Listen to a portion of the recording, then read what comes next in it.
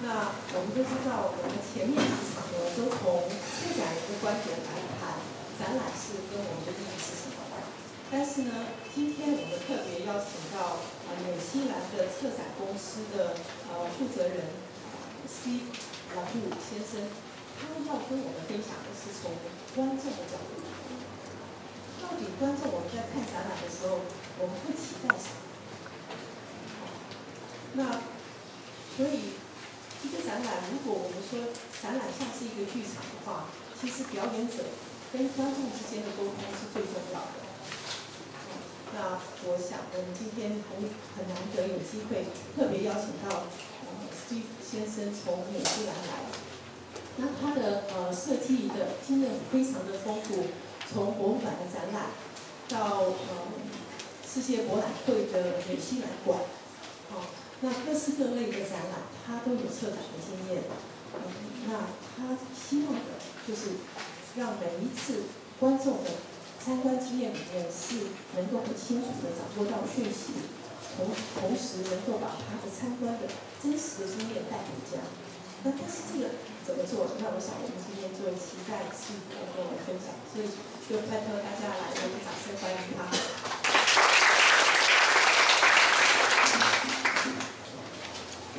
Hello everyone. Hello.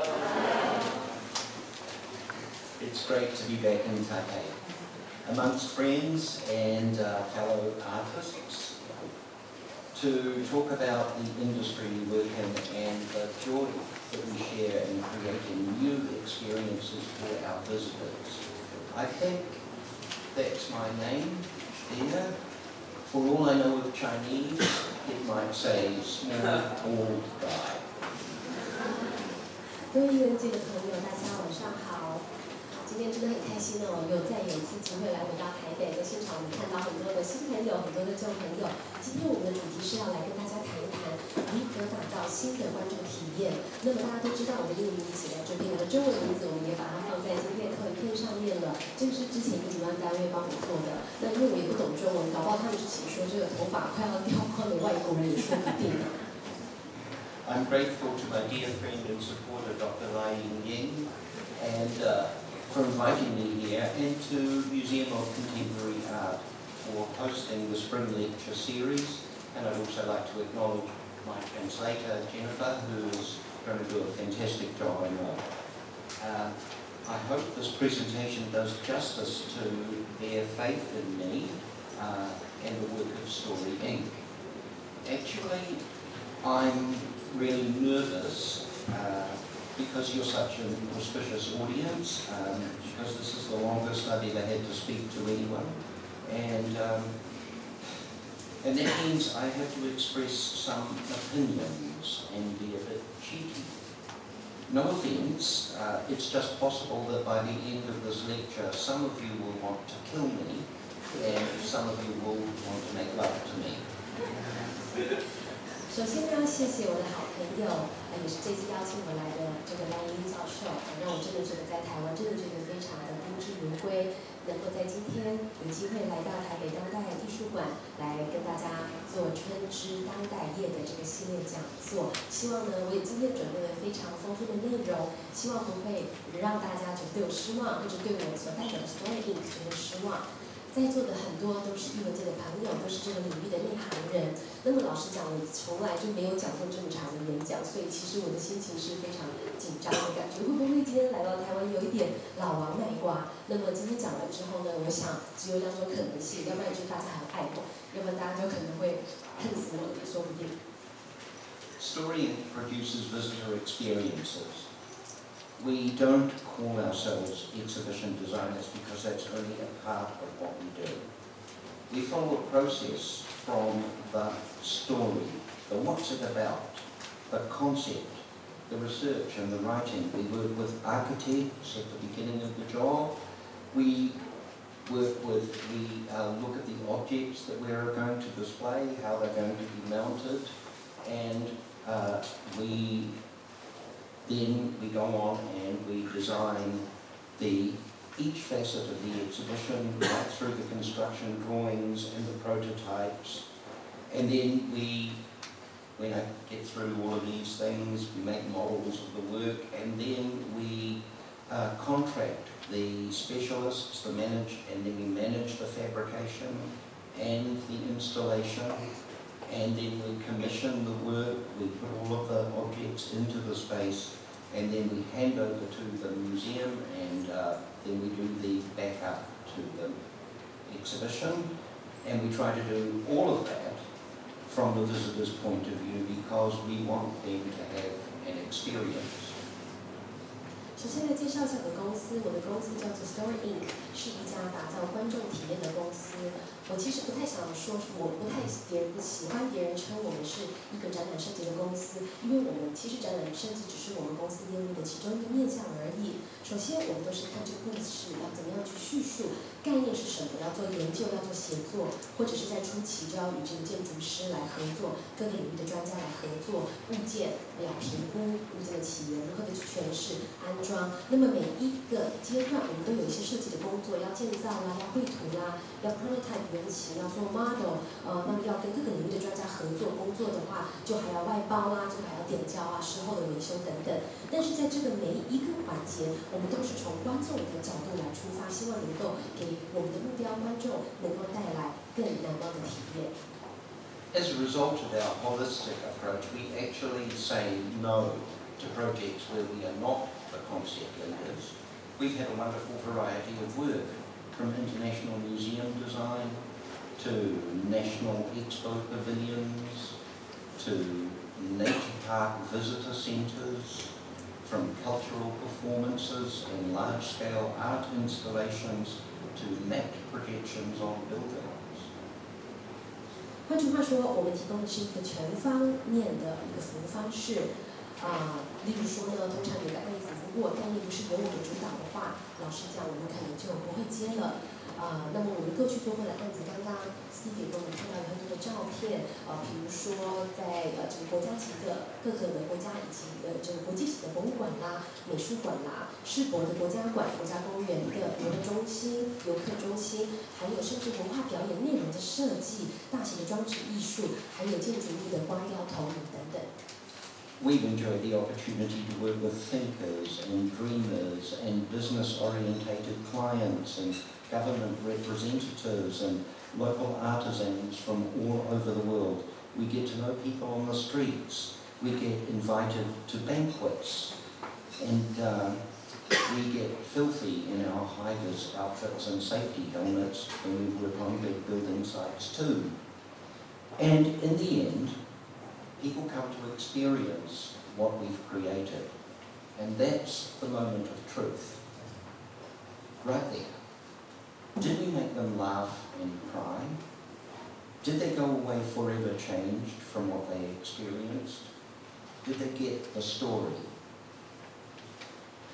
刚刚我们在照片里也有看到的，在不同的案子上面，跟很多不同的专业领域的专家一起来合作，有一些是具有远近的专家，一些梦想家，甚至是一些企业家、政府的代表啦，本地的艺术家啦，工艺师等等的。那么可以说是从大家可以想象到正式的晚宴，或者是到我们要穿反光背心、戴安全帽的这样一个灰尘很大的一个工地呢，其实都可以看到我们的身影。那实际上最终的考验就是我们今天这个东西做好了，门开了，人们走进门的那一刻，体验的那一刻，就是一个揭晓，就是一个开奖的时刻了。我们可以问自己，这个体验有没有让观众哭，有没有让他们笑，有没有改变生命，改变他的观点？观众有听到我们的故事了吗？ And how do we know that? How do we measure experience? How do we rate the level of engagement, learning, and retained memory of our experiences? Have you ever asked yourself this? Oh, I know that there are visitor exit surveys and focus groups and mission statements, but I'm actually asking you. 换句话说，这个观众的体验要怎么评估，这是一个难题。那到底观众他进来，他的参与程度是多少？他学到了多少？他走了之后，他记得了多少？等等的。大家有没有问过我们自己这样的问题？那当然你可以跟我说，我知道啊，像这博物馆都有什么出口的调查啦，然后 focus group 啦，任务主旨我们都写得很清楚等等。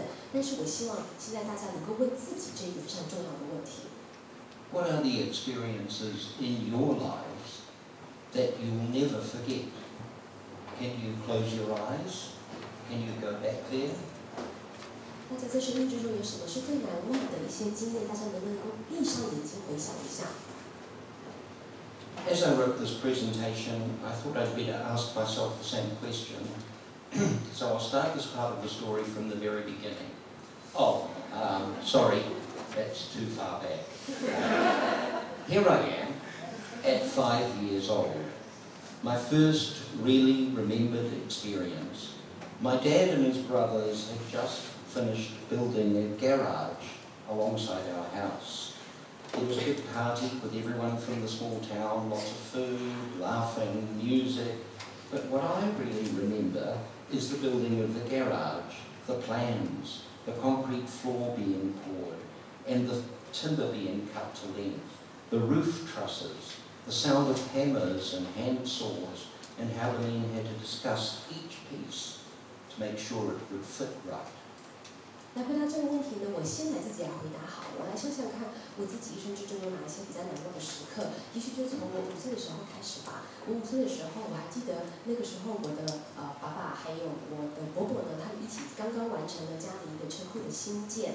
然后完成之后呢，请多朋友来啊，来开 party 啊，有音乐，有食物等等的。但是让我印象最深刻的是一个建造的过程，因为我还是一个小孩子，在旁边非常有好奇心的在旁边看到他们怎么灌水泥啊、切木材啊、屋顶的上梁啦、锤子的声音啊、锯子的声音等等的，这个是我非常难忘的经验。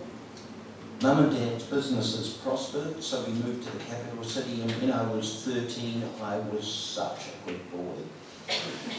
I served on the altar at St. Mary of the Angels Catholic Cathedral every Sunday. I don't remember much religion. In fact, I don't have any religion now. But I do remember the dressing up, the performance, the crowds, the music, and the ceremonies. Huge experience in my life. 那接下来一个非常难忘的体验呢，是之后在我年纪比较大了，青少年期，我的父母呢，他们生意也做得不错，然后后来就搬到城里面去了。那个时候我还记得我13岁哦，那个时候我真的非常乖，是个乖孩子。我记得那个时候在我们家附近的天主教的教堂来担任圣堂的服侍。那实际上针对于到底说什么教呢？其实我也是不记得的。老实话，我现在已经是老实讲是不信教了。但是我记得那个时候有很多的仪式啦，有换衣服啦、表演啦、看底下做的群众等等的，这也是一个非常难忘的回忆。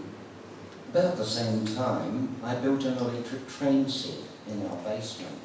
It occupied 2 old table tennis tables joined together, creating the little town, the hills and the streets, the tunnels and the track systems became the most consuming passion of that part of my life.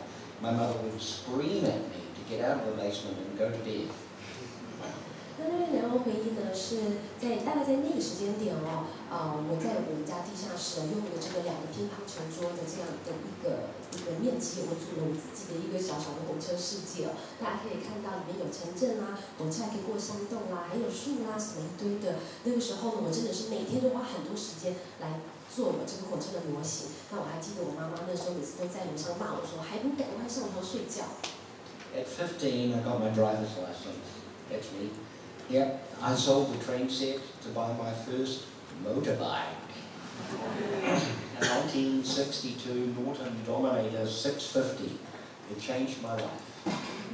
I still ride a motorbike, and I'm nearly 64.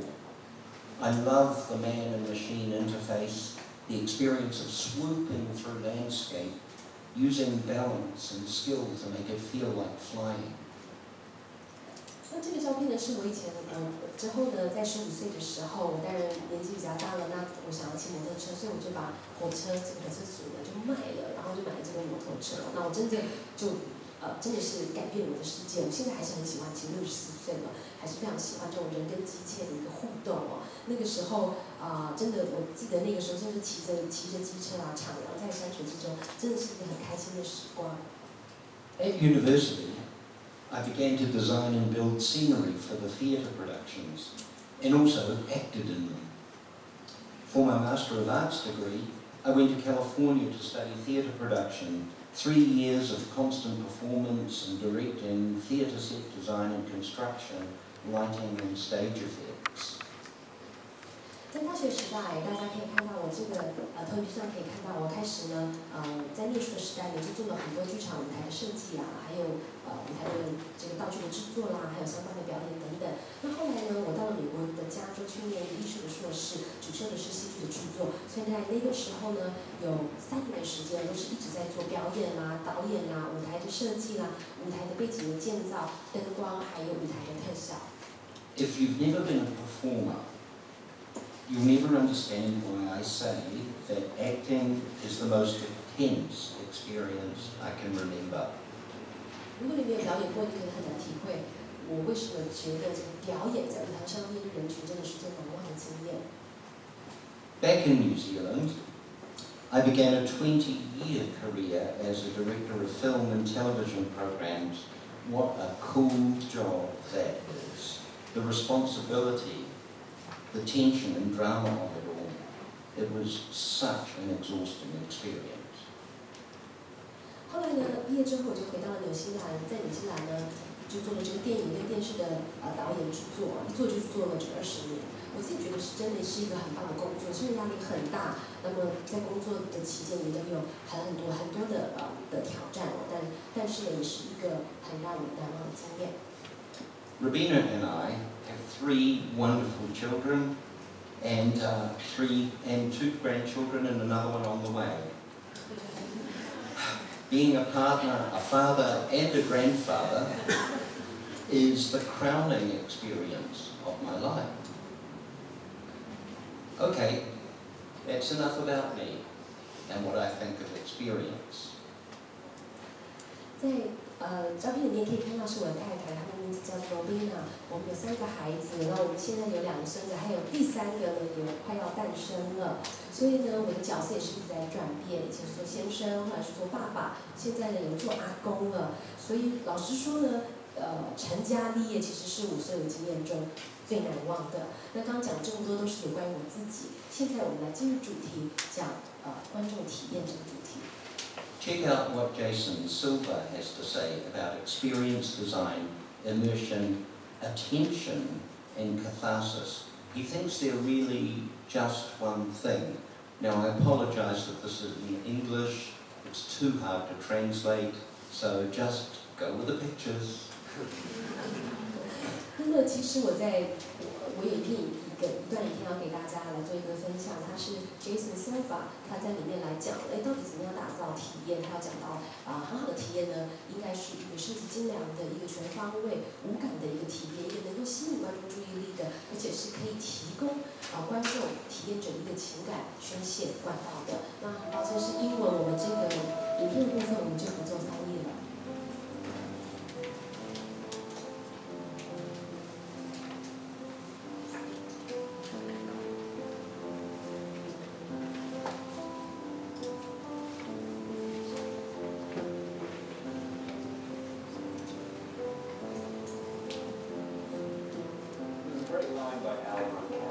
Says life should be lived to the point of tears. In other words, we should strive to be moved, to be transported, to be shaken. We all want to be touched by something greater than ourselves.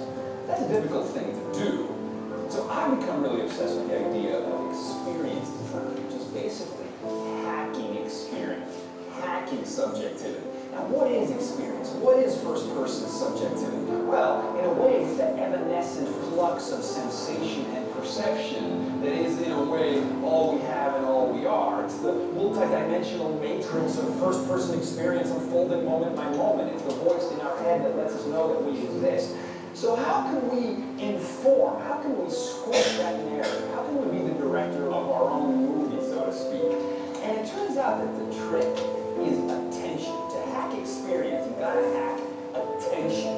A fantastic article by Diana Slattery says that what is required is the capture and control of attention to create a state of deep immersion, of deep absorption. And this kind of immersion is a prerequisite for any kind of interpersonal persuasion, transformation, or education to take place. In other words, any kind of phase change in consciousness, any kind of true inspiration, transformation, catharsis requires this deep immersion, this state of focused attention. And again, that being the key to experience, that being the key to scripting subjectivity, the narrative of your life, and that seems to be ultimately the key to happiness, the meaning of our lives, this kind of deconstructing of our consciousness and tweaking our perceptual apparatus to kind of engineer a kind of neural nirvana, to trade in real virtualities, to trade in subjectivities. That is what it means to be human, and that is what we are increasingly becoming masters at doing, at distilling, at creating, and I love that.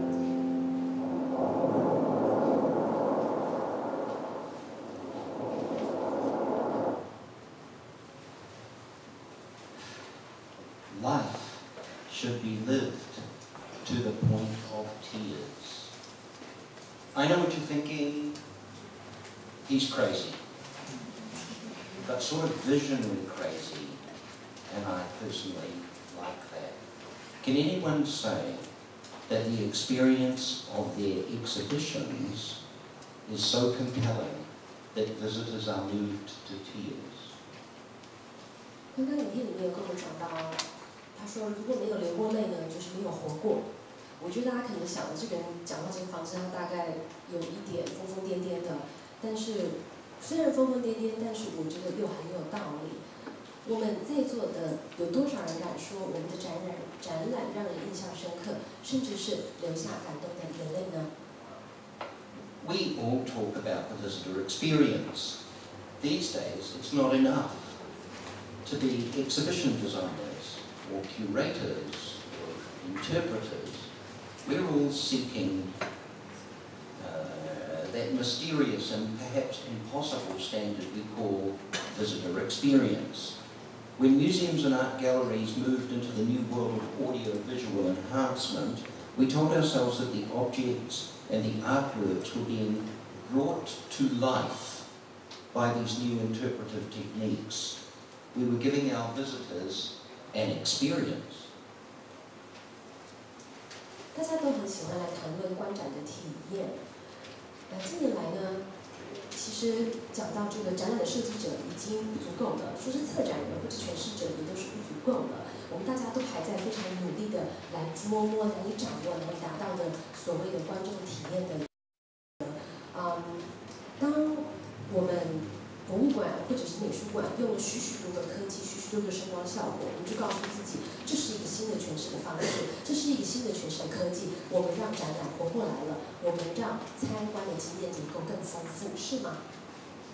Then came interactivity, the touchscreen interpretation device that supposedly offered layers of scholarly revelation to the active visitor, who in turn would derive more enjoyment from seeing that artwork or that object, again, more experience.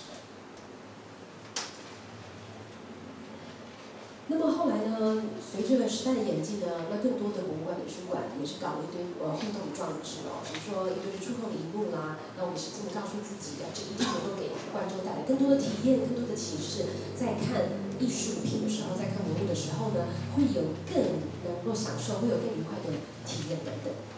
And now we find ourselves surrounded by the possibilities of smartphones with high-speed internet access. And 3D visualization and augmented reality and Oculus Rift and artificial intelligence and robotics and sensory deprivation, to name but a few of the options we consider might enhance the visitor experience. 现在讲到观展的体验，要把它丰富化，那就更多了。例如现在谁没有智慧手机，都有宽屏，随时可以上网。3D 的制作啦，扩增的实境啦，头戴式的3D 的这个荧幕啦，人工智慧、机器人、感官的剥夺等等的，这些都是我们现在大家很热门的话题，都是一般都认为是可以来更进一步来丰富观展体验的。Because we want our visitors to experience our exhibitions to the point of tears, metaphorically speaking, of course. 那我们这么精心的规划，其实也是希望能够观众能够来看到我们展览，能够真的印象深刻，能真的感动到要哭了。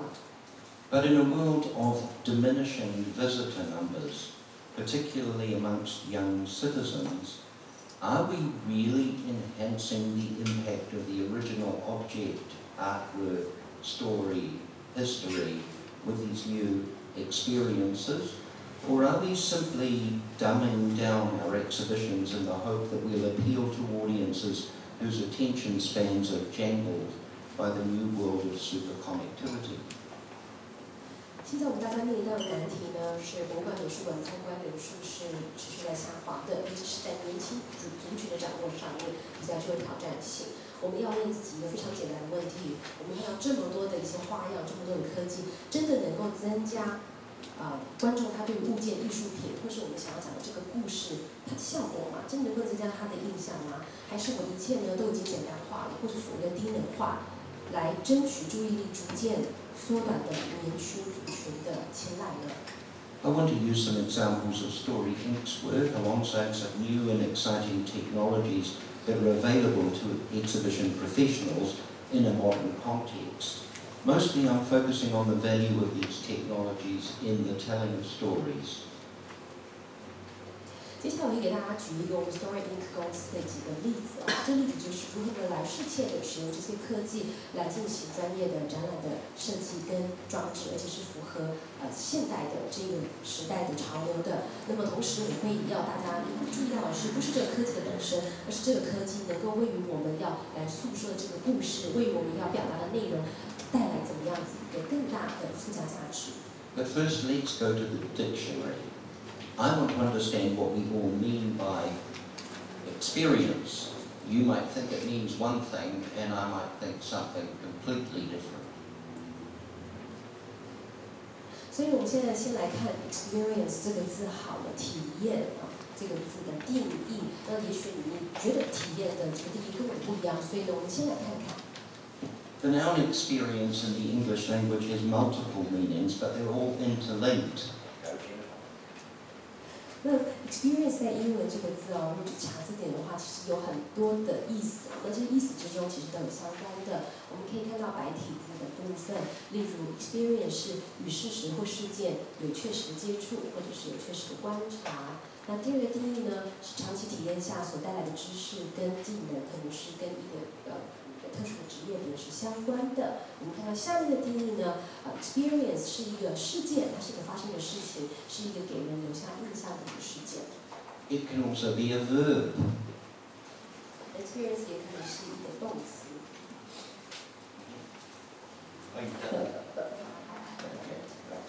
那这个动词呢，可以说呢，它就是一个做动词来使用啦，所以它的体验也可以有经历的意思，有体会的意思。那在下面也有一个去感觉、感受的意思。It's a busy word, this experience. It carries quite a lot of weight around with it. I like some of the words that describe it. Practical, contact, observation, event, exhibition, knowledge, impression, encounter, undergo, feel. 那刚刚看到这么多的诠释，这么多的定义，我们发现到这个字真的有很多重的意义那在刚刚的定义之中，我觉得有些关键字是可以值得我们来参考的。比如说，它是一个实际的体验，它是有接触的、有观察的，它是一个事件它是一个体会，它是隐含知识的，给人留下印象的，它是一个经历、一个感觉、一个历程。Okay, so those are the definitions of the word experience, but that doesn't really help us to come up with a recipe for success. What are the measures and ingredients in art, exhibition, performance, music, etc. that we can mix together to make the perfect experience? And oddly enough, Aristotle was grappling with this very question in 335 BC. 好，那我们刚刚看到了这么多的定义都是有关 experience 这个字的。但是呢，讲这么多，我们可能也没有办法来掌握到底一个观展的体验，它的成功要素是哪些？我们也许常常会问自己，到底今天不论是艺术展啦，这个展览啦，这个表演啦，是一个音乐的展、音乐的演出等等的，有没有一些共通的元素或者是成分，是一个好的体验所必须具备的呢？那其实要回答这个问题，我们发现到，在西元335年以前，亚里士多德就已经能够提供我们一些答案了。He'd been studying the theatre of tragedies and comedies, the new art forms that were developing in the flourishing Greek world. He was particularly struck. Sorry, just quieten that down. You don't need to hear it. He was particularly struck by Sophocles' play Oedipus Rex, and wanted to know why it worked so well for audiences. People were talking about the play in the streets. Heated debate was heard in the marketplace. 在那个年代呢，我们都知道亚里士多德他在研究这个希腊世界刚刚兴起的一个艺术类型，就是当时非常著名的这个悲喜剧哦，尤其是他非常的喜欢去研究这个苏福克斯的《伊底帕斯王》。那么发现那30年代非常的轰动，大家都很喜欢。然后呢，不论是在街道上啊，在市场里面，所有的市井小民哦，茶余饭后的话题也都是这个戏剧。所以他来研究这样的戏剧，它到底成功的要素是什么呢？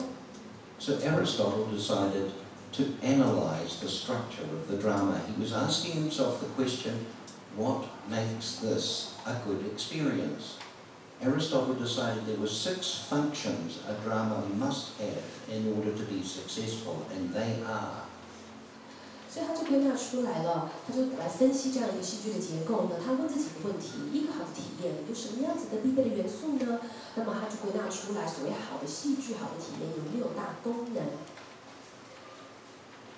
A plot, characters, thought, spectacle, diction, melody. 这6大功能是：第一要剧情，第2要角色。 第3要有一个想法，一个主旨；第4要有一个视觉的呈现；第5要优美的语言；第6要有音乐节奏。The drama must have a plot. The plot is the one main idea or concept you want visitors to remember, feel, or do as a result of the exhibition. 那么所谓的故事呢，它就是一定要有情节哦。这个情节呢，也就是说呢，这一个展览或者说这一个剧，它的一个主要的概念，我们希望观众他能够记得什么，感受到什么。 At Rotorua Museum in New Zealand, Story Inc. produced an exhibition over 8 galleries called Ngā Pūmanawa o Te Arawa, the beating hearts of Te Arawa. Te Arawa is the name of a Maori tribe from Rotorua, the volcanic lakeland of New Zealand's North Island. 给大家举个例子哦，在我们之前设计一个案子，也就是 Rotorua 的原住民的博物馆里面，我们为他们来设计了8个展间。那主题呢叫做 Te Arawa 跳动的心。那 Te Arawa 这个字就是纽西兰北岛火山群地区的火山湖地区的一个毛利原住民的族群。In each gallery, there's a very big statement expressing the entire theme of that gallery, so that the visitor knows exactly what to expect from it. Simple statements, straightforward stories. 可以看到，在每一个展间哦，都有非常明确的一个主题说明，一个 statement。它可以就把这个展览的主轴呢，很明确的立刻就点出来，而是一个简单明了的故事。But to go into detail, let's look at the story of Gallery 2, the arrival of the tribe Te Arawa in Aotearoa, New Zealand. 要讲比较细的部分，我们来看到第2展间，也就是刚刚讲到的这个毛利的原住民呢，他们怎么样子的远渡重洋来到纽西兰迁移的一个过程。Mai I Hawaiki ki Aotearoa, from Hawaii to New Zealand, tells the story of the great migration of the tribe from Hawaii. Now that's not Hawaii, it's a legendary homeland in the Pacific. 那这个故事它就是来讲到了我们纽西兰原住民其实是很久以前是从这个跨越太平洋哦迁徙到我们纽西兰来的，是从这个哈瓦伊基到纽西兰的一个冒险的一个旅程哦。哈瓦伊基不是哈瓦伊哦，它是哈瓦伊基。那哈瓦伊基这个字，它其实代表的就是原住民传说中的家园。The canoe is transparent. because the story is legendary, mythical. No one knows exactly how Maori found their way to New Zealand. It had to be a feat of navigation to come south and west against the trade winds and turbulent seas.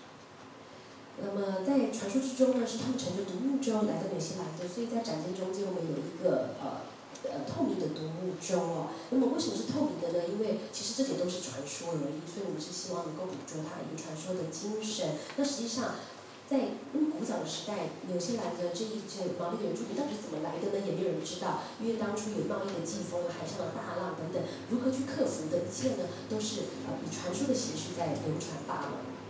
The canoe is 11 meters long. It's routed, CNC routed in acrylic and folded to shape. The carving designs are by a leading Tiaroa carver. There are 3 glass showcases on the canoe. One contains a greenstone adze, the tool used to carve such seacraft. Another contains an anchor stone, and the third contains sweet potatoes for planting in the new land. 大家可以看到，在展间里面哦，有一个11公尺长，刚刚讲的这个透明的船是亚克力的材质，用机床 CNC 机床去切割，然后之后我们再折叠成型的。那上面其实也有一些雕刻，这个雕刻是真正的这个原住民的师傅去帮我们雕的。在上面我们可以看到有3个透明的玻璃箱，第一个里面装的是玉石做的一个斧头，是以前原住民经常使用的工具。第2呢是石头做的这个船锚，但就是在这个船上来使用。第3呢是摆了一堆番薯，也就是他们带着这样子的一个作物到了新的家园，希望能够重建家园，能够种植的一个概念。At the back of the gallery, there are 3 large backlit graphics, and they tell the story of the events that caused the Tiaroa people to leave their Pacific homeland and struggle across the sea. And that story is also mythological, legendary. 大家可以看到，在投影片的左边哦，有3个方方的这个区块，是3个大的灯箱。那么它上面写的就是这一群毛利人当初远离家园的原因，到底为什么他们要踏上海上的这个大冒险的旅程呢？那这个都是他们原住民的文化一直在流传的。It's about a pet dog, 2 naughty brothers, and a fruit tree belonging to a nasty witch doctor. 那么看到这个故事的主角哦，看其实就是一只狗，然后2个很调皮的兄弟，还有一个邪恶巫医的一棵水果树。So we decided to tell the story as a graphic novel, a comic book superhero story. Visitors love it and kids get it. 那大家可以看到，我们视觉呈现的手法呢，是用这个漫画的一个超级英雄的这个漫画的手法，把这个故事画出来。那它其实非常简短易懂而且小朋友一看肯定都看得懂。Projected onto the sail of the canoe is the story of mutiny and near death of the Tiaroa people on their way to the new land. And we use the same techniques of animation to tell that story. You have to press the button. I'll show you where the button is. There. You have to press the button to activate the film. Most adults miss it. Every child knows where that button is.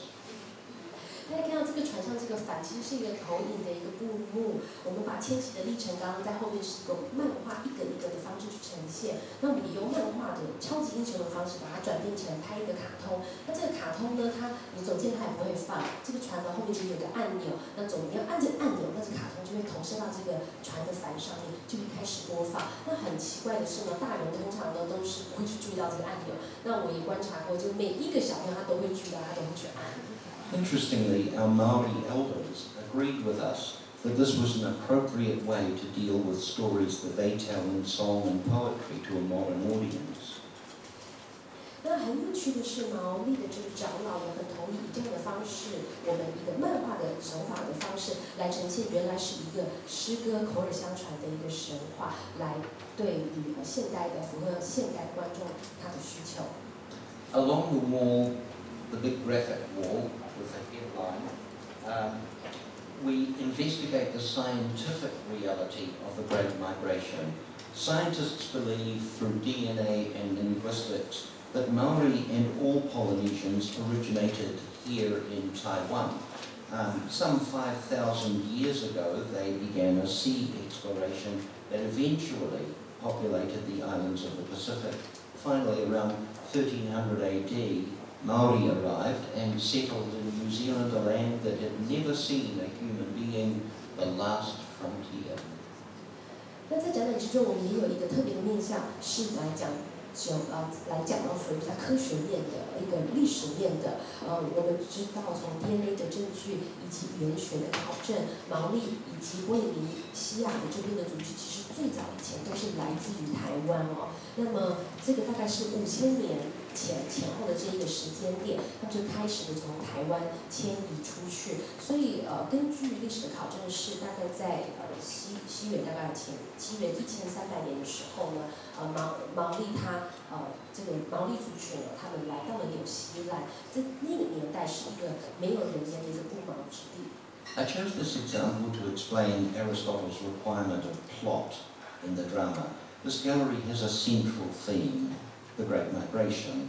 The theme is explored mythically and scientifically with equal emphasis because that's how Maori cope with living in the 21st century. 我给大家举这个例子也就是来解释刚刚讲到的亚里士多德所说的好故事一定要有情节。我们看到刚刚给大家的例子这样子一个展件，它是有一个中心的主题，非常的明确，它的主题就是迁徙。那这迁徙的主题，我们可以用一个神话的漫画的方式去表达它，那同样也可以从一个科学考古的方式来去表达它。那么两者都不偏废，那这样的方式其实也是反映了毛利人在21世纪在现代生活的方式。The theme has a beginning, a middle, and an end, and it's a consistent story with no sidebars or equivocation. 那这个主题呢，它是有一个开始，有一个中间点，有一个结束，它是有一个中心主题贯穿的一个展示，然后都含糊，也没有模棱两可的地方。The drama must have characters. Number 2. Character must be good, according to Aristotle, and thus manifest moral purpose in his speech. The character must be true to life. So characters can be real people, avatars, docents, lecturers, artists, indigenous guides, etc. I've chosen a rather curious character for an example of this. He's a guard and guide at the Tower of London. What's important is his ability to transfix the audience with humour, then impart the vital factual knowledge that the visitors want.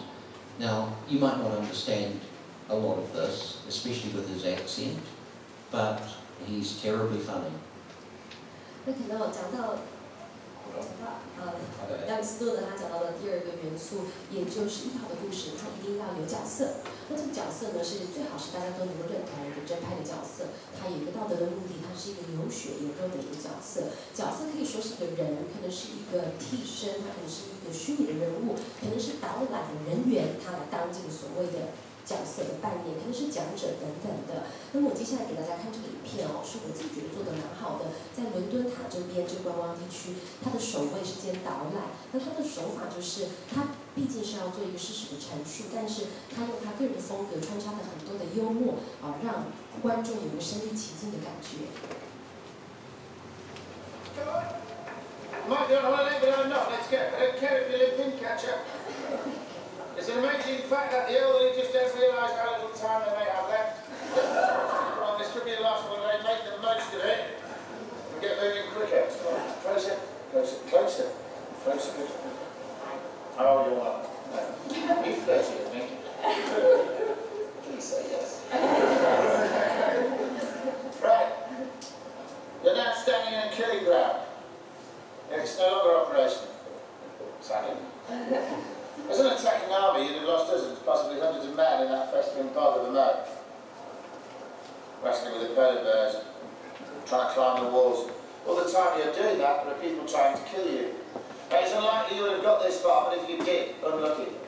You might not have noticed this yet, but behind you there's another wall. Being a defensive wall, dating to the 1220s, has 13 defensive towers and a 50-foot curtain. There was only one way through, that archway. And there you see a marvel of medieval defensive architecture.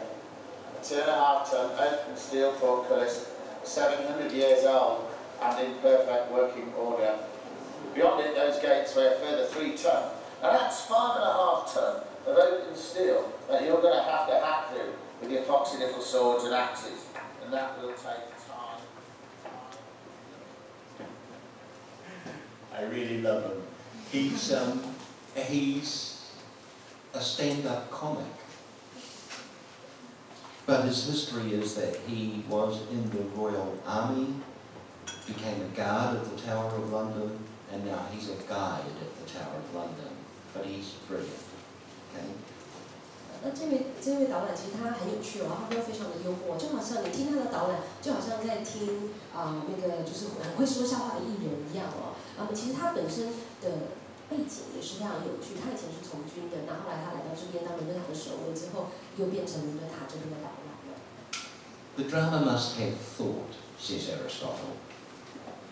When China hosted the World Expo in 2010, they set a theme. But what?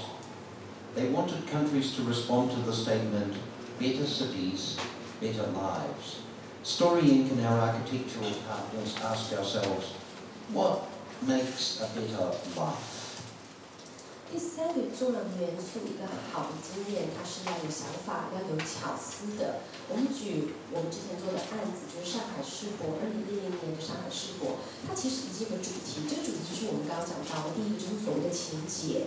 他们希望每一个国家馆都可以环绕着城市，让生活更美好。那么既然它主题已经给我们设定了，我们就要想想看，怎么样子来带入自己的想法。那到底什么才是让生活更美好的一些元素呢？到底是什么呢？ From that question came the structure of the New Zealand Pavilion. On the outside, the building represents the Earth Mother, a green wedge, with a forest on the surface, and the Sky Father, a high canopy, shading the earth below. 所以我们就是由这个问题来做发想，进而设计纽西兰国家馆。大家可以看到当初的草图，在外面大家可以看到有三角形的地带，是在外观上是一个绿色的三角带，上面是种的是植物，代表的是大地之母。那么在上面有个很高的顶棚，那是可以提供遮阴，这是外观的部分。顶棚的部分象征的是上天之父。 As visitors wait to get into the pavilion, did you notice that clever battery change in my hearing aid there? Very discreet, I thought. As visitors wait to get into the pavilion, thousands of faces of everyday New Zealanders smile and wave at them from huge LED screens positioned outside. 来看到进场的部分，因为常常大排长龙，所以大家在外面排队的时候，我们就有设置这个 LED 的荧幕，上面就是来看到我们纽西兰的市民对大家微笑，对大家招招手。Inside the pavilion represents a New Zealand city. Tall buildings in the business district, a house by the beach, a school on the edge of farmland, and another older house high above the city in the forest. And these are all connected by a single pathway that the visitors must follow. 大家可以来看到这个影片里面是大家游客进门之后呢，会看到的纽西兰，首先看到是纽西兰的城市区哦，商业区。那之后就场景一转，就会看到了在海滩上的房子啦，农场上的学校，一些近郊山上的老房子，它是藏身在树林里面的。那这个就会有一条这个通道，那游客就会顺着导览哦，慢慢的从这个通道向前进。 Visitors meet a family at breakfast time and follow them through their day in the city, at school, at work, at the gym, at dinner with the grandparents. And these snippets of family life are interspersed with literally hundreds of images of daily life in our cities. 那之后呢，再往前看，就会看到有一个家庭的影像，他在吃早餐，然后就可以顺着这个家庭，他一天到底做了什么事情，家庭的生活的剪影啊，去工作啦，上健身房啊，回来跟祖父母吃晚餐等等的。那么这一些剪影就是跟其他城市中人们他的这个生活的一些剪影一起交叉，做一并的呈现。in Chinese text and English throughout the visitor's journey, we ask the question, what makes a better life? And then we try to answer it. 那在大家展览过程、参观的过程之中，我们就会有英文跟中文的方式来去问这个问题：到底什么让生活更美好？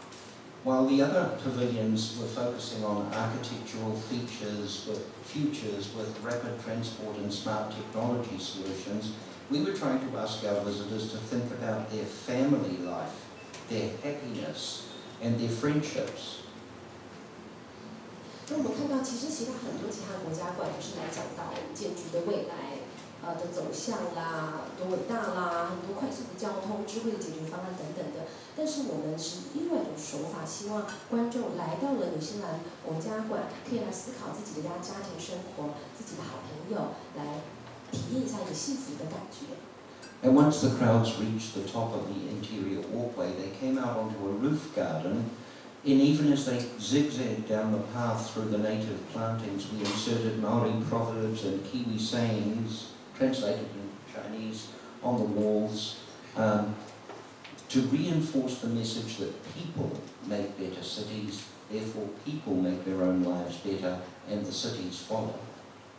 那刚刚讲到了进去参观之后呢，慢慢的导引往上走，然后走到屋顶的花园，它就会蜿蜒的来下楼。那这个蜿蜒的这个小径的两旁，我们就展示了很多的纽西兰的原生的植物，来给观众来参观。那植物之中，我们有安排有一些标语显示在之中，它是毛利还有纽西兰的一些谚语，但是我们也有用中文的方式一起呈现。那么主要的就是希望能够一直强调一个概念是呢，什么让城市更美好？是人更美好，城市才会更美好。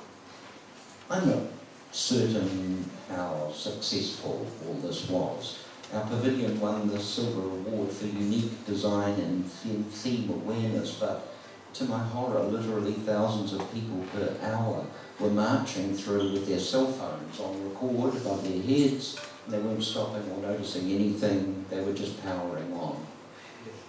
那我也不敢讲我们这样一个国家馆做的是多成功，但是呢，我们最后得了一个这个特殊设计以及跟主题的关联性方面的一个银牌奖。但是呢，老实讲，我在现场参观了，每一个小时就数千人鱼贯的通过，然后呢，大家也就是手机拿着不停的狂照。说老实话，大部分人都是走马看花而已。The drama must have spectacle. It must be visually splendid.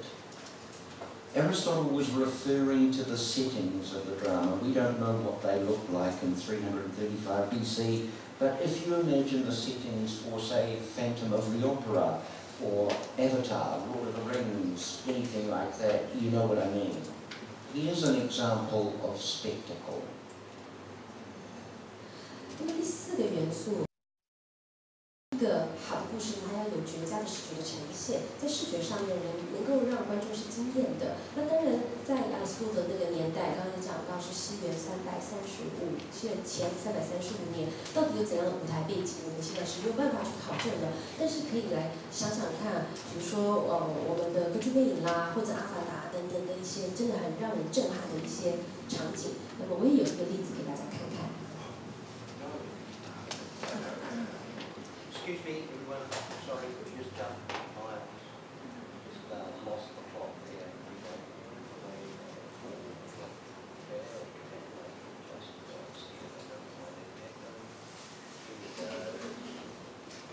We're looking at spectacle.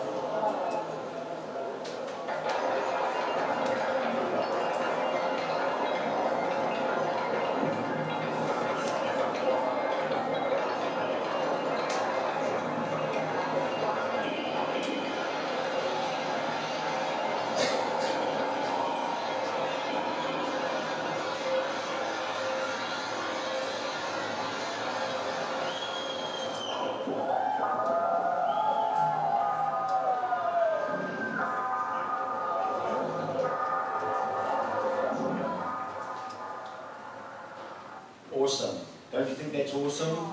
Fantastic. Story won a fantastic project to upgrade the visitor experience at Chapelgate, an Aboriginal cultural park in Cairns, North Queensland, Australia.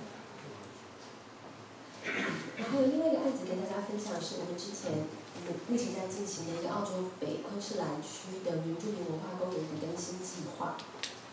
Of course, we had to provide the traditional three-dimensional interiors and exhibitions, but the best part of the job was to create a live performance theatre, including the Aboriginal creation story. 在这案子里面，我负责的是，例如说3D 的室内的设计图啦、展览的设计等等的。但是还有另外一个我们觉得最棒的工作，就是他请我们来设计他们 live 现场的戏剧的表演。那其中有一个故事的环节，就是原住民里面他们到底祖先他们的神明怎么样子开天地的一个故事。We wondered if we could use that same mapped projection to create a mythical environment which the actors performed in. 那我们就也是刚刚我们看到那个钟塔上面的3D 光雕作为一个灵感，我们想想看这样一个光雕投影是不是也可以让我们拿到这样一个原住民文化公园来创造一个神话的空间？那这个空间是有真人在里面来表演的。It took a bit of planning. 我花了很多心思去规划。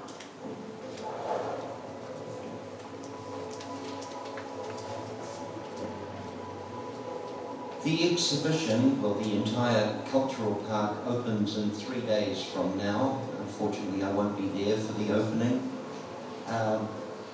Here's a series of images taken with my iPhone. I apologize in advance for the sound quality, but that's my iPhone. Here we go. 我们来看到针对于我们所设计的光雕的表演这个是3天之后就要开幕了。那因为我现在人在这边，所以开幕我可能赶不上的。这是我用我自己的 iPhone 来拍的，音效不好，所以先跟大家先道个歉。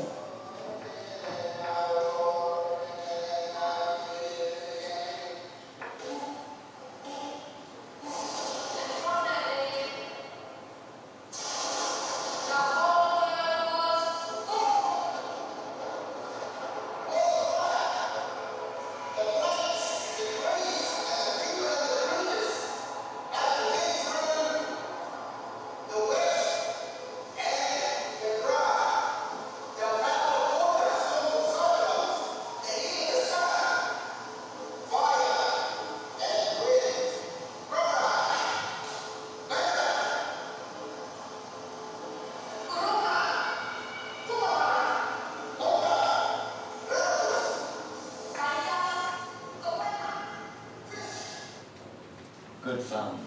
That was fun. 这案真的很好玩。Diction. All right.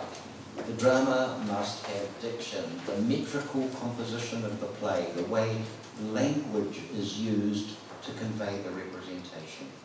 那第5个元素，我们讲到一个好的故事呢，它的语言是具有美感跟节奏的，它是一个适切来使用语言来传递讯息的。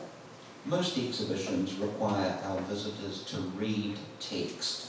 Even tricky, clever touch screens will invariably involve reading to explain the subject matter, set the context, describe the object, etc. It's all words in the end. 我们看到，其实大部分的展览都是某种程度上面来讲，这个游客呢，他都是要来看文字说明的。其实我们来看到所谓的最先进、最智慧的一些触控荧幕等等，多少都是含有文字的成分在。那文字它是必须的，比如说来说明主题啦，然后说明这个故事的脉络啦，来描述这个物件的本身等等的，其实都是必须要表达文字的。But that's not what Aristotle's talking about. He's talking about the beauty of language, the satisfaction of words arranged just so, of language as art. He's saying that to engage your visitors, you have to have dialogue with them. 但是这不是我们这个亚里士多德所说的，就是挂在墙上单单纯纯的文字。亚里士多德讲的是文字所呈现的美感所带来的满足感，把语言当作一门艺术，用这门艺术呢来吸引我们的观众，能够跟观众产生互动， They have to understand and relate in their everyday lives to the words you're saying. And for them to go with you, you have to find the voice that they want to hear. 我们必须要了解观众，要跟观众互动的前提是我们这个语言要有这样的能量，让观众愿意跟我们踏上这一段旅程，也就是你的声音是他们要愿意听的。Most visitors go through museums, for instance, spending an average 15 seconds on any given display. So if you can't get your message through in 15 seconds, whoops. At Storying, we tried very hard to reduce the number of words, but I can't think of an exhibition where we haven't had to write text and then produce it as graphics, audio, visual, or interactive content. 根据调查，每一位观众他在展示每一个展览上面停留的目光的时间大概就是15秒，所以我们如果有一个讯息没有办法在15秒钟表达清楚的话，我们就流失掉这样子的一个观众了。那当然，在 Storying 我们也是很尽量的来减少文字的使用量，但是说老实话，我还没有办法想出来有任何一个展览是不用写文稿的。那都是一定要有一些文字的上面的一些斟酌，比如说文字有文稿之后转成图像啦，或者转成一些视觉的效果啦、互动的内容等等的，其实都是用文字来做一个最基本的基础的。The drama must have melody. Melody is described as an embellishment of language. Look at this example of melody in the context of a story without words. There are no words. A spectacle almost beyond belief, a character we all identify with. There is diction. It's in the title. My students have seen this. I'm rocking it. Here we go. 那最后一个我们讲到的是音乐跟节奏，就是语言的装饰。那么我们待会儿要给大家看到一个影片，就是没有任何语言的故事，它怎么样子的借由一些视觉的呈现，然后再搭配上音乐跟节奏，能够让大家掌握到故事的内容，让对这个角色能够产生认同。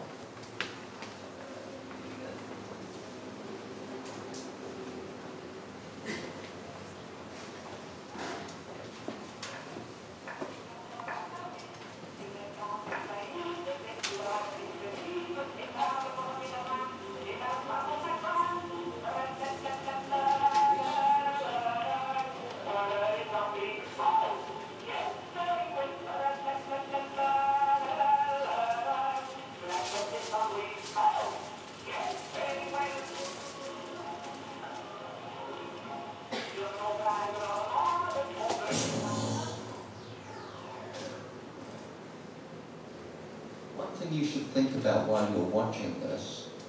It's cut like a movie filmed, yes, but it's actually a live performance. It's happening on the stage in front of an audience. 虽然这个影片拍摄的手法有点像是电影的手法，但实际上它是我们国家一个现场的表演，它是一个 live 现场剧场的表演。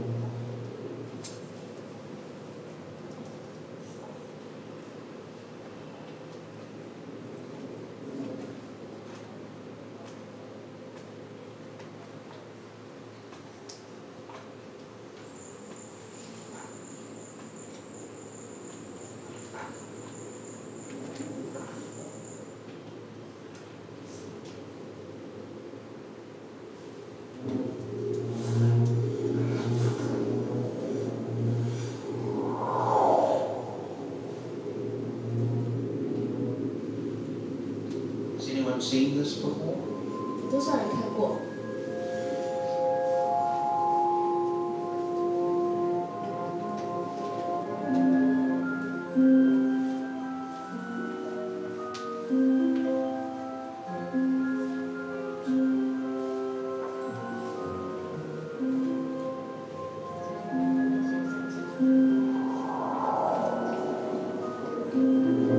？Has anyone worked it out yet? 你们能够猜得出来他是用的是怎么样的方法呢？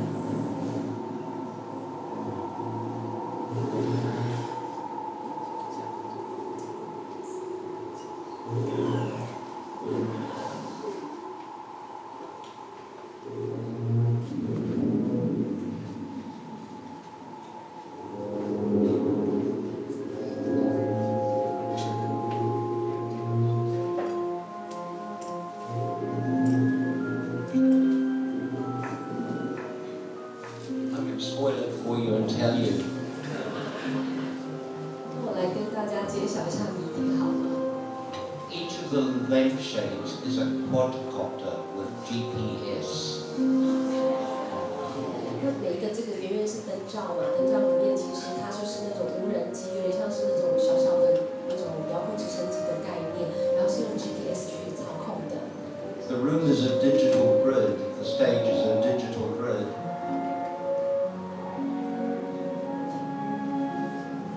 And the actor has points on his body that the quadcopters can read.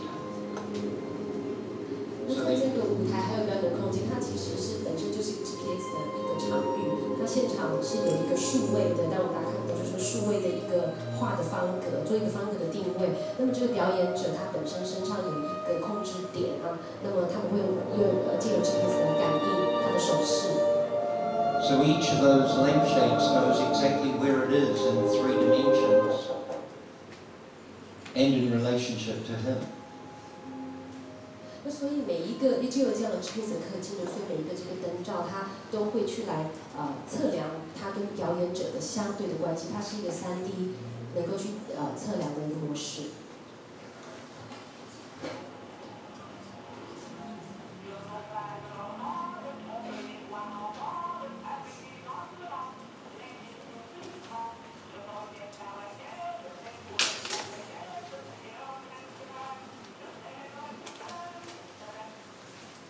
That's the work of Cirque du Soleil. If you ever get a chance in your life, go. They're 那 fantastic. 这个表演其实是那个太阳马戏团、太阳剧团他们的其中一个戏嘛，大家有兴趣的话，有机会的话可以去看一看。So, plot. Words that go with plot. Story, theme, provocation, commemoration, interpretation, description, character, guide, performer, voice, docent, historical figure, thought, reasoning, message, argument, philosophy, spectacle, spatial, physical, environmental, audiovisual, technological, diction, words, tone, dialogue, intercourse, poetry, and melody, rhythm, pace, rest, silence, music, ambience. 刚刚讲到有6个主题嘛，第一个主题就是情节，就是故事啊、动机啦、开始、诠释、形容。那第二个元素我们讲到是角色，角色可以是一个导览，表演者是一个声音，是一个历史人物。第3个元素是要一个巧思，有推理，有一个讯息，有一个论点，有哲理。那第4个是它是一个视觉上的奇观，它是让人惊艳的视觉的设计、空间的设计、空间的配置、环境、视觉上、听觉上的科技的融入。那么还有语言的部分，就是文字啦、声音、对话、诗篇等等。那么最后一个元素是音乐，它的节奏啦、韵律啦、它的停歇点、它的开始点、它所营造的气氛等等。Good. Then, according to Aristotle, when all these things are in place, when the drama imitates real life and draws visitors in with spectacle and diction and melody and the desire to empathize with the character, then the viewers will experience catharsis. Catharsis, oh, we've got to do that, don't we? 那如果当一个故事它具备了以上这样一些成功元素的话，就好像是亚里士多德跟我们讲到的，它这故事就变成跟现实的生活有一个紧密的结合了。它有故事、有情节、有角色、有巧思、有语言、有音乐，也有奇观。那么你就能够认同这样子的一个故事，它的行进的这个剧情的展开。那么所有的观众就会经历到一个字叫做 catharsis， 就是一个情感的宣泄、情感的解放。Catharsis is the holy grail of art and performance. Catharsis is the process of releasing and thereby providing relief from strong or repressed emotions. Catharsis is visitor experience. 所以 catharsis 这个字呢，它是一个宣泄，它是一个解放的意思。就我来看，它是所谓的艺术或者任何一个表演形式的一个最高境界，借由来提供大家这样一个体验，能够让观众能够解放，能够减轻他们被压抑的强烈的情感。catharsis 这个字，它所对我来讲，它所代表的就是一个绝佳的观众体验。Aristotle is saying that you have to make your visitors release strong or repressed emotions before they will accept a learning objective, an emotional objective, or a behavioral objective. 亚里士多德他的理论是说，唯有能够让观众这个被压抑的强烈的情感来解放、来减轻，唯有这样前提被满足了，观众才能够来接受你希望他们学习的目标、情感的上面的一个目标以及行为上的目标。Okay, I read in this book.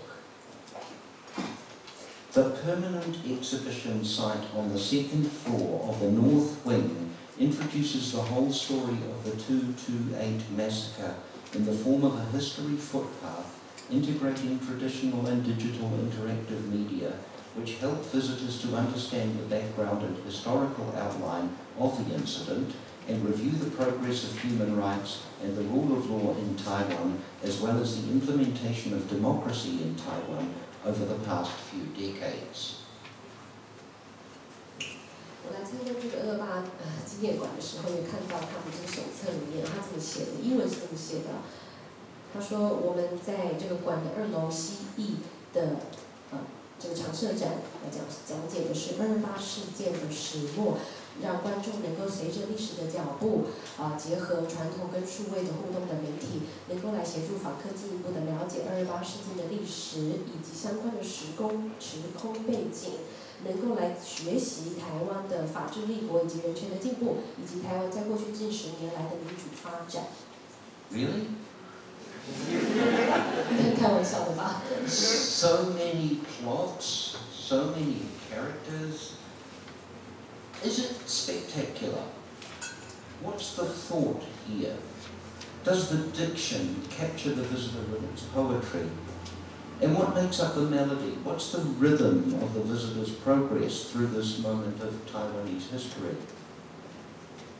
那看到这样的一个解说，让我们不禁要自问了：这真的有一个主题吗？有这么多的东西要讲，这么的繁杂，有这么多的角色人物，说老实话，真的吸引人吗？有一个主题性，一个主旨的呈现吗？语言有美感吗？语言有所谓的节奏吗？那么，既然这样子一个重要性的228纪念馆在能够让大家在这个学习台湾史课上、台湾历史上面非常黑暗的一刻，那我们难道不应该多放一点巧思吗？ I asked myself the question, what would I know about the 228 incident after visiting this exhibition? And then came the question, what would I feel about the 228 incident after visiting this exhibition?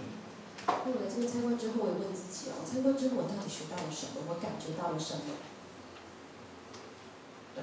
Well, my visit to the museum was not memorable. I took a lot of photos on that day, but I can't remember an outtake from the experience. Maybe it's a language thing. I know no Chinese at all still. 那老师讲，参观完之后，我真的没留下多大的印象。只记得参观的当天，我是照了很多相哦，但是好像是记得是就是很模糊的记忆哦。也许是因为语言的隔阂吧，因为有可能中文的部分是看不懂啦。Since that visit, I've studied the 228 story in eyewitness accounts, in online histories, M.T. Lee's powerful documentary, and now I know. I'd like to acknowledge Wang Yujun in the audience tonight, who is still struggling to come to terms with her father's death in these bitter events. 那之后从博物馆参观回来之后呢，我就自己来学习，来找一些资讯譬如说上午都会看到一些目击证人的一些先知的说法啦，比如说李导演的真的是很感动人的一些纪录片啊等等的。那我们在场也有这个228受难者家属这个王女士哦，那我们也看到了台湾很多的族群都是正在从伤痛之中正在努力的复原。In New Zealand, we have nothing of the magnitude of the 228 incident and the White Terror. Tragedies happening on our own home soil, in front of mothers and children, by an invading force. We cannot imagine the trauma of such a brutal series of events. 因为在纽西兰，我们其实没有所谓的历经像228事件这样子一个大规模的白色恐怖的事件，但是我们在过去也有很多历史的伤痛是在我们自己的国土发生的，也就是殖民的外来势力的入侵。我们其实以一个历史的角度来讲，我们很难去想象在台湾这个地方，在白色恐怖的时期，这样一个事件给我们台湾人民留下多大的历史的伤痛。Or can we? Maori were literally invaded by British settlers from 1840 onwards, despite having signed a treaty with the Queen of England guaranteeing them sovereignty. The pressure for land led to war in 1860, and many Maori were killed in front of mothers and children by an invading force. 但是我们在历史上面呢，大家也都知道，从1840年开始，英国殖民者入侵纽西兰。虽然当地原住民跟那个时候的英国的这个执政者呢有签订和平协议，但是仍然在1860年代的这个时间点，双方就开战了。In most cases, museums in New Zealand avoid these events. Maori have won reparations and apologies from the New Zealand government after years of petition and challenge. Our settlement process and our modern-day acknowledgement of the original treaty they signed has won international acclaim as the only post-colonial nation to attempt to redress the harm caused by our pioneers. 老实讲，纽西兰政府一直不愿意处理，也不愿意谈这样一个议题哦。那在原住民的族群多年的请愿跟奔走一下，我们已经获得了政府相关的赔偿，政府有公开的道歉，而且这纽西兰政府是第一个、唯一一个这个政府来公开承认，当初其实有签订这样一个和平的协议，但是破局哦，那也获得国际社会的赞扬。说老实话，我们国家可能是一个唯一一个后殖民时期的国家愿意来讨论、来解决殖民议题的。But we don't talk about what actually happened in the Maori land wars, not in our museums and not in our schools. 但是针对于双方这个战争对于毛利造成的一些伤亡等等，我们其实博物馆也不愿意碰触这个议题，学校也不愿意谈。Currently, most Commonwealth museums are spending large amounts of money on World War I exhibitions. One of them is our own exhibition for Waikato Museum. For us, they fell. It opened just 3 weeks ago on the 25th of April. 在目前呢，很多的大英国小的博物馆都是做了很多针对于一次世界大战的相关的一些展览。那我们这里也有一个例子哦，这个Waikato 博物馆，他们也针对于在一次大战之中丧生的纽西兰的这个青年做一个特殊的展出。这个是在4月25号开展的。Everyone knows how bad that war was for the soldiers. We all know how many of our boys died. So in our exhibition, we set up a website a year before the exhibition opened to ask people to help put faces and stories to the names that are chiseled on memorials all around New Zealand. 那这个也是我们的案件，我们之前委托来处理的。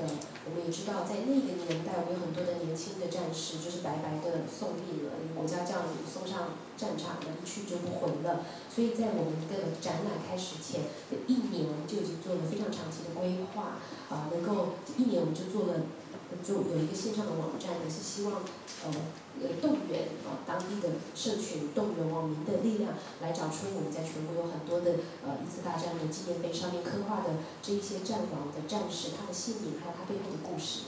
It's been a successful way of commemorating. We can look back at the First World War and shake our heads in disbelief that these handsome young men went there to die.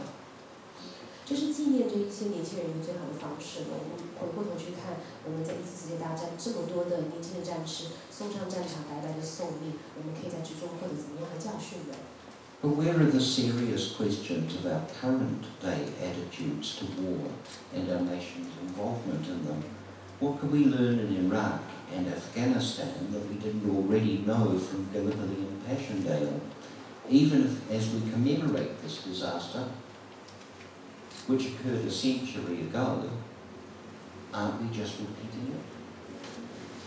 那当然，我们在做这个展的时候，其实我们是非常的感慨哦。我们其实必须要自身来反省，我们现在对于，比如说派兵到海外，以及对于一些战争，我们的积极参与的一些态度，是不是值得我们再去检讨？譬如说，我们现在有派兵去伊拉克，来去这个阿富汗等等的。那么，其实，在1世纪之前，我们有一个加里波利之战，或者是帕斯上之战，这些都是英国派兵到海外，然后伤亡非常惨重的一些例子。难道我们在这些历史的教训里面完全没有学到任何的宝贵的课吗？当我们来做这样的展览，来缅怀我们这一些一次大战的丧生的一些年轻人的时候，我们难道没有想到，我们现在政府在做的事情，完全就是一个重蹈覆辙的一个政策？ And no, the museum, my client, did not want to go there, to use the commemoration and the deaths of these young men to open a free debate about the futility of conflict and the decision by our governments to send troops to hopeless wars. 我本来跟客户建议那既然这个主题出来了，是一个很好的一个契机，我们可以来把这个议题丢出来。那么我们到海外打这场没有希望的战争，把我们年轻人送上战场。过去有这样经验，现在也是这么做。我们希望客户能够同意我们，能让我们处理这个议题。那当然，客户他不愿意面对，他也不同意我们做这样子做，他不认为这一个展览的空间应该要转换成我们这个派兵到海外作战的一个讨论的空间。 We can't be too provocative because our governments don't want us to generate dissent, and usually our funding comes direct from them, or because we don't feel safe saying what we really think, or because we're scared that parents don't want their kids to be exposed to some of the less cheerful aspects of their own societies, the darker side of their predecessors. 很多的博物馆呢。 以及文化机构，它不愿意触碰这样一个争议性的话题它比较谨慎一点，因为毕竟有一些公立博物馆最终还是要跟政府去拿钱的。那么也许是因为我们针对于这样的议题，我们自身也不知道，我们可能讨论这个议题，我们觉得没有安全感，或者是我们可能觉得它只是一段黑暗的过去，这个人性社会的我们先人的黑暗面，我们就让它过去就好了。We censor. We struggle to find the least flammable ways of handling sensitive material. We think of our audiences as school children and we talk to them like teachers, don't we? 所以呢，我们也就有很多的审查的制度啦，很多话题我是不敢谈的啦，或者是一个比较安全的方式来处理敏感的议题。换句话说，我们是把观众当成孩子，我们是以老师自居，不是吗？ And yet, perhaps that's the very thing that would bring the visitors back to our institutions. The challenge, the argument, the real-world dialogue about things that matter. 那我觉得这是个契机，也就是如何的把观众再带到我们的文化机构里面来，如何的再次的吸引他们，是不是能够给他们一个挑战的空间，一个讨论辩论的空间，一个跟真实世界连接、一个对话的空间。 When Aristotle heard people in the marketplace arguing over the rights and wrongs of the play Oedipus Rex, he realized that this perfectly formed drama was exciting debate and disagreement and finally emotion.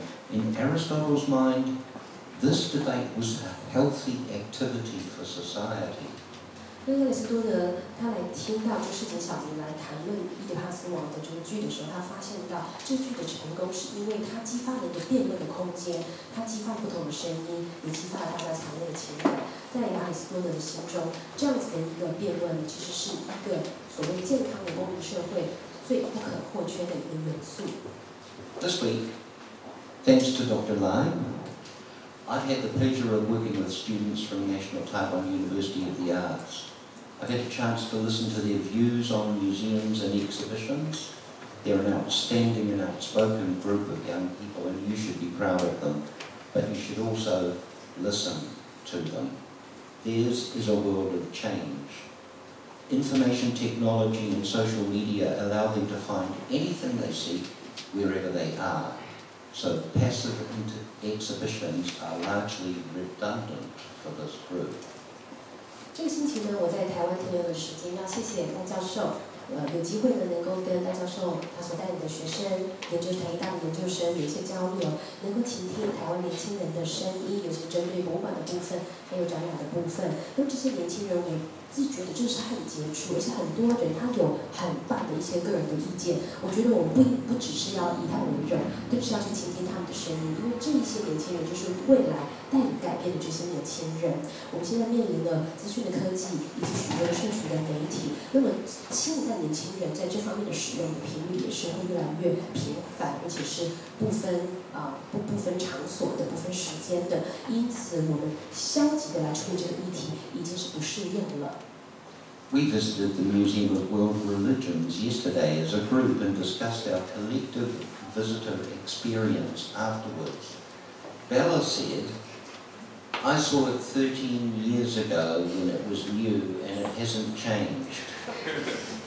Sophia said, it was interesting, but it didn't inspire me to consider faith or mysticism.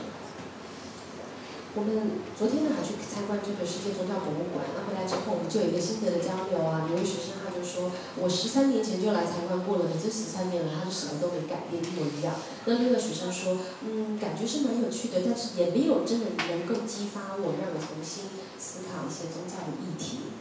We all agreed that it was a wonderfully realized exhibition, but impersonal, and in the end, boring. It talked about religion from an objective point of view and not a personal one. It lectured. There was no debate. 我自己感觉好像同学都是同意这个展览，它在执行面上面，我不能说它做得不好，只是感觉好像少了一点人性的一些元素。说老实话，有点无聊。他谈论宗教的观点是一个很客观的角度，没有任何个人层面的连结，说教意味太重，也不留讨论的空间。Now, consider the investment in an exhibition of that scale.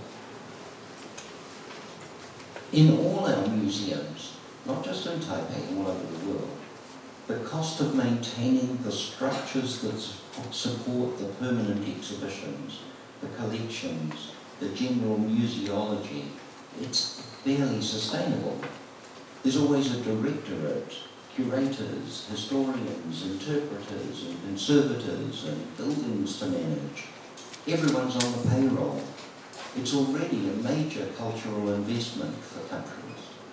Most governments are reluctant to invest more money into institutions that are not popular. 我们看到这样的例子，可以看到就是政府在文化上面投入了非常多的一些心血哦。我们也可以来看到的是，针对一些常设展啦、产品管理、日常运作的经费，对于很多的博物馆来讲、美术馆来讲，都是已经不足了。同时，我们也看到每一个馆都要有馆长，都要有策展人，都要有研究人员、诠释人员、保存人员等等的这些人是每天都要上工的，当然自然就要领薪水。所以，一个文化机构的存在，它背后象征的是一个大笔的文化投资。说老实话，在世界上很多政府可能针对于一些已经退潮流或者不是那么受民众青睐的文化机构呢，他们的经费也是给的是越来越小气了。Have we moved past the era of the museum with permanent exhibitions? 博物馆的常设展是不是已经走入历史了呢？ Is it time for museums to think of pop-up, subject-based exhibitions that come and go with the frequency of modern cinema attractions? Exhibitions that actually encourage discussion, argument, and indeed dissent. 现在博物馆是不是可以来考虑到有更多短期的特展的方式，一个主题式的方式，也许甚至是呢，比较天马行空一样，它的内容是像电影一样一轮一轮的上映的，很快的一个一个展这样去替换的，是不是能够考虑到我们这些展可以能够更鼓励大家有不同的声音、不同的观点，还有不同讨论的空间？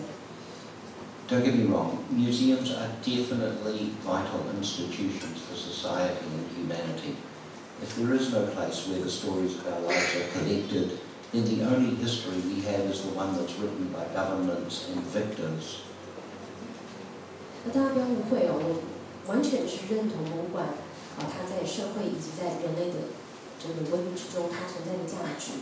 博物馆的价值，我们可以来看到是除了政府跟在位者能够有能力来编写历史来说故事，那博物馆这个空间是赋予我们说我们自己故事的一个能力。But I believe that the word museum needs rebranding. We should be thinking that these are places where we bring our children to discuss the values of our societies in the light of what's gone before and what has happened in other societies. 但是我认为博物馆 museum 这个字是不是可以来重新的定义、重新的定位？我们是不是来想到它是不是一个我们很乐意带孩子去的，也可以来讨论社会的价值、社会的议题的？它是个辩论的空间，它是一个可以提供我们一个见古知今的一个很好的讨论的场所，能不能够朝这个方向前进呢？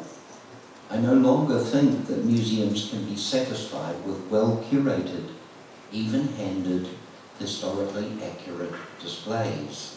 We're in the business of telling stories to ourselves about who we are, and that means that museums must have a point of view, offer a perspective, challenge the discussion, spark the debate. 我不认为博物馆以后走路线是一个设计精美的、一个四平八稳的、一个求历史正确的，我认为这是不充足的。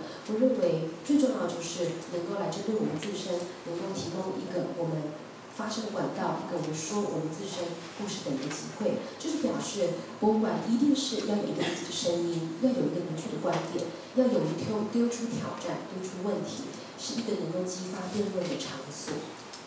I'll leave you with this thought.